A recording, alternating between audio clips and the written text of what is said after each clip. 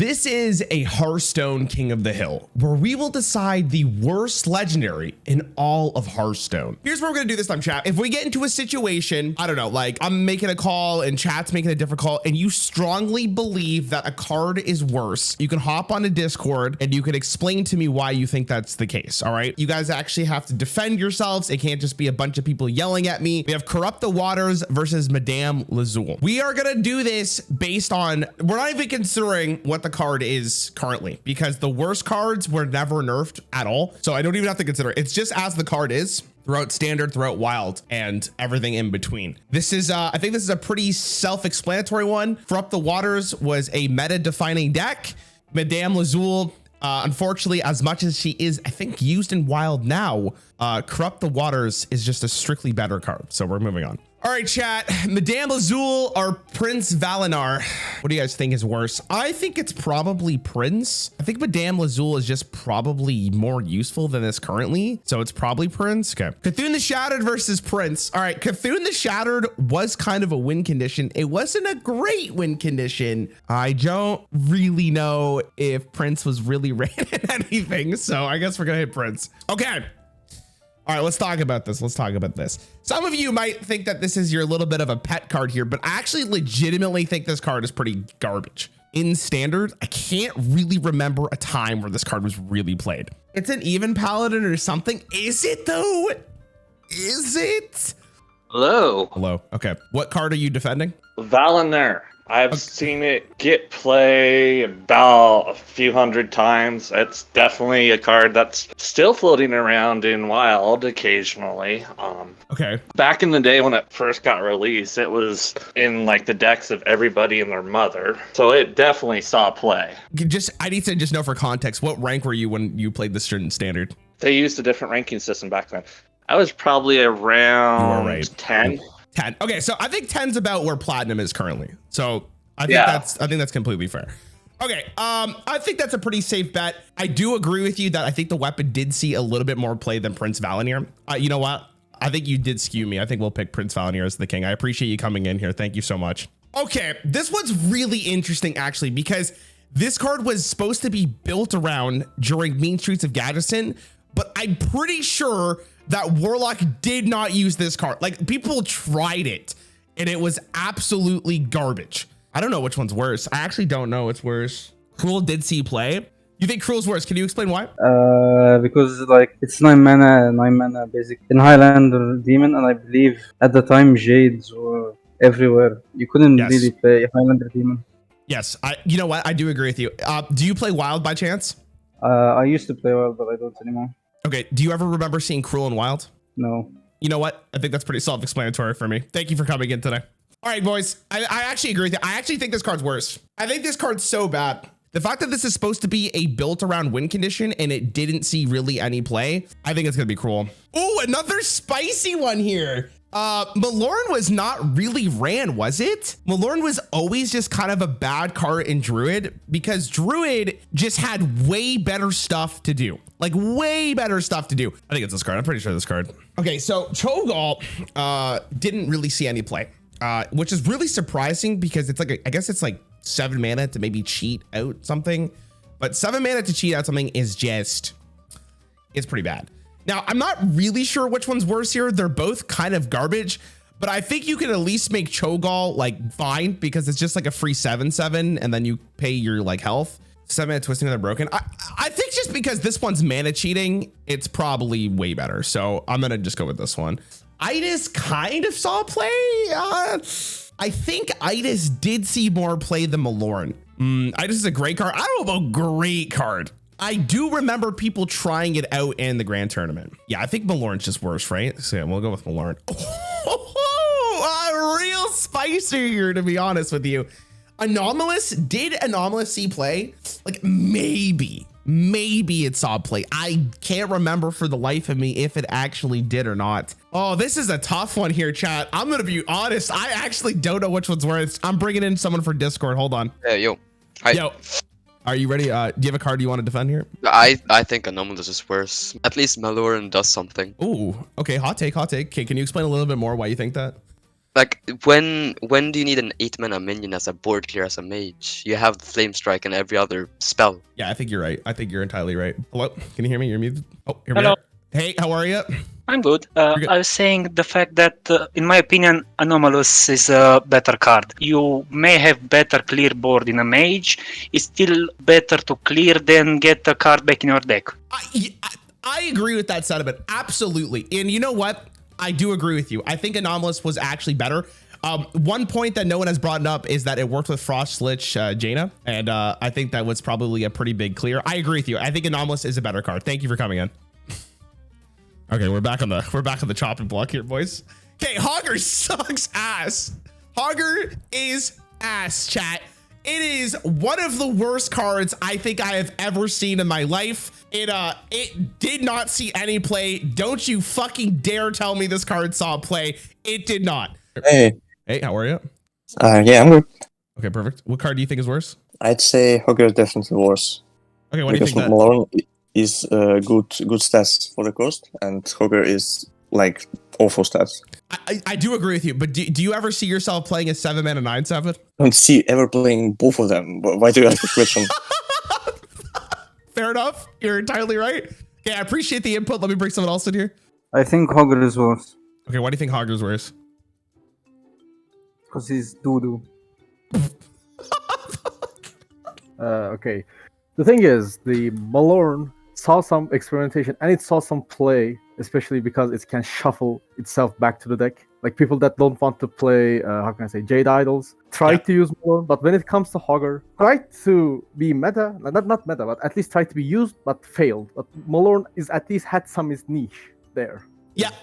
And you know what? I do agree with you. I think you're entirely correct. I also want to point out that Hogger is a neutral card and it didn't see any play. So I think you're entirely right. Thank you for coming in today. Oh, shit. All right, we're back, chat. All right, this is another spicer here. Moorabi sucked ass, chat. He was literally sucking ass day in, day out, okay? The problem with Moorabi is that he had an entire set built around him. Like, Shaman got a bunch of freeze cards. Let me ask you, chat, did Moorabi see any play? First of all, subscribe to Rarran. If you're not subscribed, subscribe now. Thank you. I'm going to pitch for Moorabi because think of it, the whole frozen package for Shaman, neither of any of those cards were played. Any of them. So why would you pick Moorabi in any case? At least Hogger was an okay card in Arena. I think, you know what? I'm not even considering Arena for this, but I do agree with what you said. I think the fact that you brought up the other cards that supported Moorabi were not even played makes Moorabi just that much worse. I do agree with you. Okay, Envoy saw play. So it's Moorabi. Oh, fuck my ass, chat. Just when we thought we may have found the worst card, we were presented with another huge. Okay, I'm pretty sure this card's the worst card I've ever seen in my life. Oh my god, it has to be the boogeymonster, right? I don't even think this is up for a discussion. The only reason I will talk about why I think boogeymonster might see more play is because of Arena, but I don't even think we're counting Arena for this case. Hello. Hey, how are you? I'm doing alright. How about you? Good. All right, which card are you defending here? Definitely Moorabi. I mean, the boogeymonster is just completely unplayable. No shot. Moorabi can at least give you some kind of value. You know what I mean? But what does the boogeymonster do? He's being a boulder fist on 8. Chat, I think boogeymonster is pretty garbage. Okay, it's something else. This might clear for a little bit. So let's just buckle in here, chat. Okay, Kazaka saw play. Oh my god. Okay, we're back in it. I think Ren saw a little bit of play because it was through Blackrock Mountain. People definitely tried like a slow control dragon paladin, or not paladin, dragon warrior deck. I think this is bad. I think it's still boogie, right? Like this is a card though for sure. Wilfred Fizzlebang has the potential to be so good, and yet it was still ass. 8 mana 4/4, potentially get a really good discount. I don't know if it's worse than boogeymonster though. It did see some play. You guys are right. It got tested. It did get tested. So chat, I don't want to hear the argument in my chat room that this card saw play due to the fact that you could get it off Deathstalker Rexarth. That is not a fair argument. Okay? Let me, we're gonna get some people in this chat. Let me get some in here. like on its own, if we're looking at the card on its own, removing all the combo potential, boogeymonster's objectively better because a 7-mana 4/2 is such a tempo like L compared to 8 mana 6/7. But even like building your deck to combo with Acidmaw just means you're playing shit cards to like try and pull off a singular board clear that 90% of the time is just gonna get you killed in response. All right, chat. So I think the real problem with this card is that Acidmaw actually had the chance to backfire on you, right? And I don't really think that Acidmaw saw play other than really getting discovered. Like, people did not put this into their deck. People didn't put it into their deck. They just didn't. boogeymonster, on the other hand, didn't really see any play, chat. It didn't see any play. If we're like, if you're like evolve into these cards, I'm pretty sure Acidmaw is worse, but I think strictly speaking, Boogie's just fucking awful, bro. We're gonna big Boogie here. Okay, Grey Mouse I'll play. So we're gonna go Boogie. I think Octosari did see play though. Octosari did see play. Octosari did see play. Okay, so let's talk about this. Grand Magus Antonidas did not really see play. But I still think it at least does something more than boogeymonster if you can set it up. So I'm pretty sure boogeymonster is just a worse card, right? There's no argument here. Like, boogeymonster is just way more shit. I mean, it can be. Like, Antonidas, at least, it has an archetype. It will do something. Boogeymonster, if we are not counting Arena, is just impossible to put in a deck. I think that Antonidas is worse, and the case I'm gonna make is the effect is really slow. 3 turns is a long time, and then your reward is 3 fireballs at random enemies. It's not very worth it. It costs 8 mana for 6/6. That's really bad stat line. That's even terrible in like 2018 or whatever. So yeah, we can say that. And the boogeymonster, even though it is a bad legendary, once you play it on the board, its effect is ready to go. You kill a minion, it's an 8/9 or whatever the stat line is after the attack. So it's still bad, but it's better than 8 mana 6/6 that you have to wait 3 turns for. Okay, fair enough. Listen, chat, this is a very hard one because I think the problem is that a lot of you guys are focusing really hard on the fact that this payoff is just really hard to accomplish. But like, I think the bigger thing is you guys are expecting this card to do something.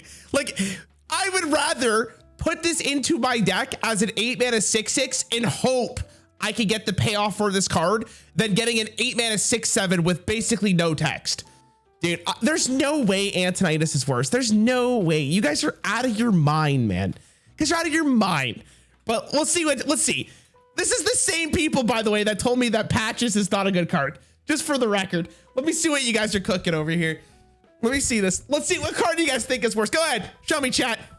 Okay. Bots are voting for Boogie. I want to recount. Rarran named 3 fire spells. Fireball, first strike, second strike. Or first flame, second flame. Fire sale. We're moving on. We got the poll. Gromax saw play. We're moving on. Corvus did see plays. That's fine. Oh, okay. Okay. Here's an interesting one, chat. Here's a very interesting one. Ooh, this one's tough. Okay, so to give you guys a little bit of a feedback on this, or a little bit of like context here. This card was arguably Warlock set for Rosticon's Rumble might have been the worst set ever given to a class, by the way. It's really bad. This is a little bit of a tougher one. Banner Smosh makes Hir'eek nutty. We're not counting that. All right, we're gonna go to the polls. We're gonna go to Discord for this one. I thought boogeymonster would be the worst, but there's actually an argument for Hir'eek to be worse. Absolutely. Just because of evolves. Oh, absolutely. I mean, they're both trash, but I have flashbacks of playing Evolve Shaman and evolving. You know, you get an 8-drop, one of the best costs, and then you get a Hir'eek, and you're like, fuck my life, I just lose. True.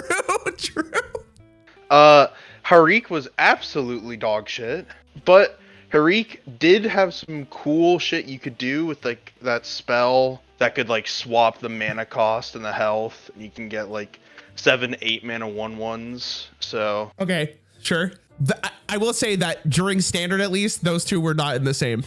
Oh yeah, I completely know. But just for a pure stat line, I would say Hir'eek is better. I mean, it's an 8 mana 7/7 rather than 8 mana 6/7. Come on, it's Hir'eek. Hir'eek is so fucking bad. This boogeymonster, if you evolve into it, it's something. And Hir'eek makes you play the worst deck in the game ever created. It's not even a neutral. It's an card that is younger, so it should be more powerful, but it is still much worse. You would rather put boogeymonster in your deck than Hir'eek? Yeah, like I can play a recruit paladin with him or something. At least he can do something, not just be a waste. Like they are above 400 dust, but you know, at least boogeymonster does something sometimes. Okay, fair enough. Thank you so much. I appreciate it. I mean, really, would you rather be punched in the throat or like have an arm broken? That's basically your choices for these. I'd rather get punched in the throat. Okay, so hold on, let me ask you a question. Would you rather put Hir'eek into your deck or the boogeymonster?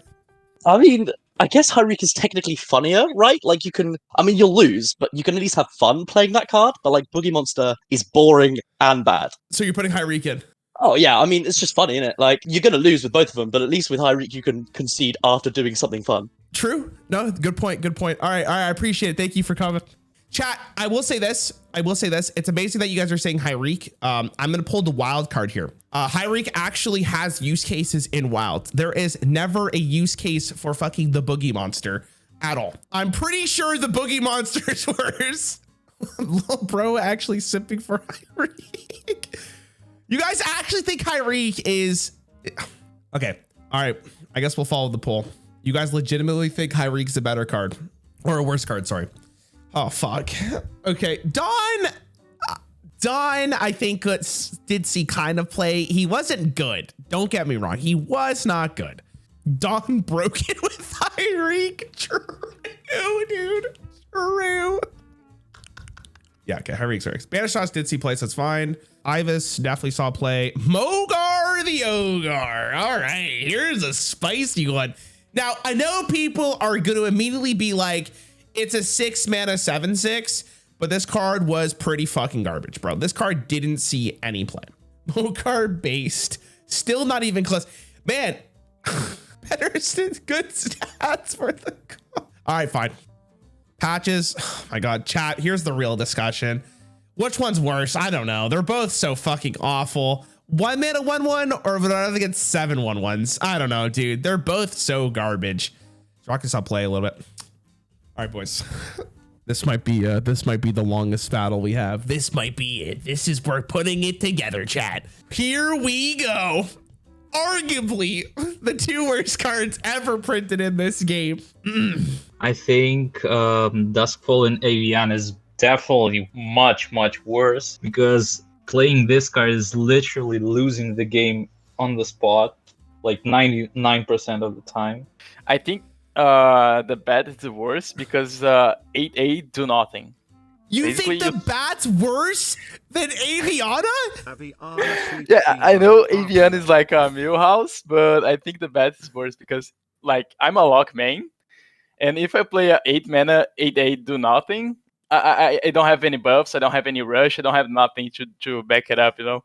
But like, let me just give you an example here. When my opponent plays Dustfall and Aviana, I'm smiling because I'm like, this game's over. When my opponent plays Hir'eek, I'm like, okay, it's just a bunch of minions, but I'm not like excited for it.